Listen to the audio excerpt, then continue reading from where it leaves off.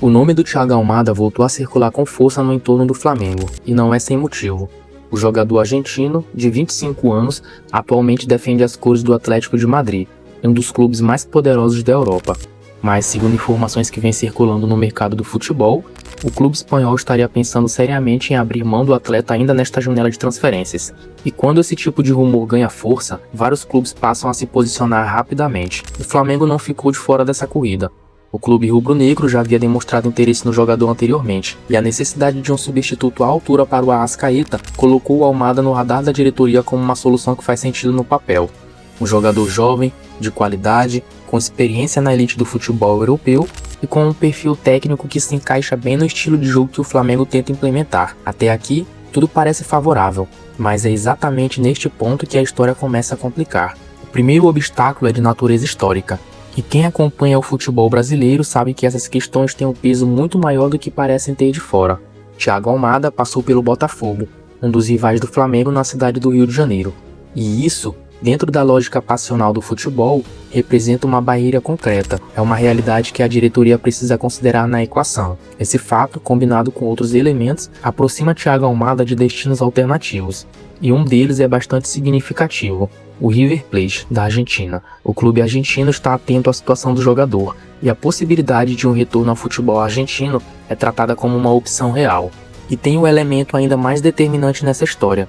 De acordo com as informações disponíveis, Thiago Almada não demonstra interesse em retornar ao futebol brasileiro neste momento. É claro que o futebol é cheio de viradas. A vida de um jogador pode mudar rapidamente quando uma proposta financeira vantajosa chega, quando um projeto apresentado é convincente ou simplesmente quando as circunstâncias mudam. O Flamengo, como se sabe, tem capacidade de apresentar propostas competitivas, e diante do que se sabe hoje, a tendência é que Almada não venha para o Rio de Janeiro. E isso não significa que o Flamengo desistiu, significa apenas que, neste caso específico, as peças não se encaixam da forma mais favorável. E quando isso acontece, o mercado continua, e outros nomes seguem sendo avaliados. E antes de irmos para a próxima notícia, eu preciso que você já deixe seu like, se inscreva no canal e comente de onde você está nos acompanhando. Eu quero saber até onde o nosso conteúdo está chegando. Depois de extrair os fatos que realmente importam sobre o gigante da Gávea, eu sempre faço aqui um resumo completo para te deixar 100% informado, com notícias limpas e atualizadas. Agora, sem enrolação, vamos ao que realmente interessa. Alex Sandro está fora do próximo jogo do Flamengo no Brasileirão contra o Grêmio. Agora vamos falar de algo que aconteceu dentro de campo que vai ter impacto direto no próximo compromisso do Flamengo no Campeonato Brasileiro. No último domingo, o Flamengo entrou em campo para enfrentar o Vasco. O resultado foi um empate em 2-2, mas o jogo em si trouxe uma consequência que vai além dos pontos perdidos. Aos 40 minutos do segundo tempo, em um momento de tensão típico de um clássico, Alex Sandro cometeu uma falta em Adson e recebeu um cartão amarelo. O problema é que o lateral esquerdo já estava pendurado com 2 advertências acumuladas ao longo da competição. Com o terceiro cartão, a suspensão automática foi ativada e Alex Sandro está fora do próximo jogo do Flamengo no Brasileirão. O próximo adversário é o Grêmio, e Leonardo Jardim, técnico do Flamengo, precisará reorganizar o seu time para lidar com essa ausência. Com ele fora de campo, quem deve assumir a posição é Ayrton Lucas. Ele já atuou diversas vezes no time e conhece bem as exigências da posição.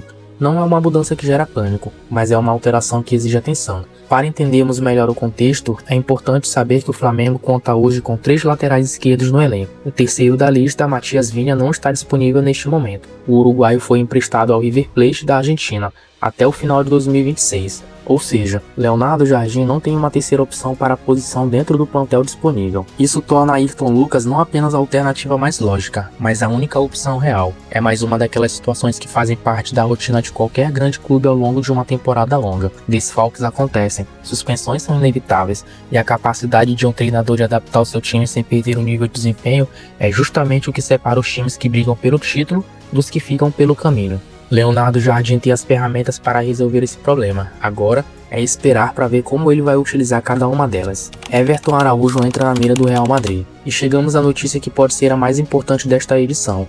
Não apenas para o Flamengo, mas para o próprio jogador de quem vamos falar. Everton Araújo, um nome que há muito tempo era conhecido apenas pelos torcedores mais atentos e pelos olheiros que vivem de descobrir talentos antes de todo mundo. Hoje, esse nome circula nos corredores de alguns dos maiores clubes do futebol mundial. E quando dizemos maiores, estamos falando dos maiores mesmo. O Real Madrid é um dos clubes que está observando o Everton Araújo. Essa informação veio à tona por meio de jornalistas especializados. E segundo Bruno Lemos, O clube espanhol acompanha a evolução do jovem meio-campista com interesse.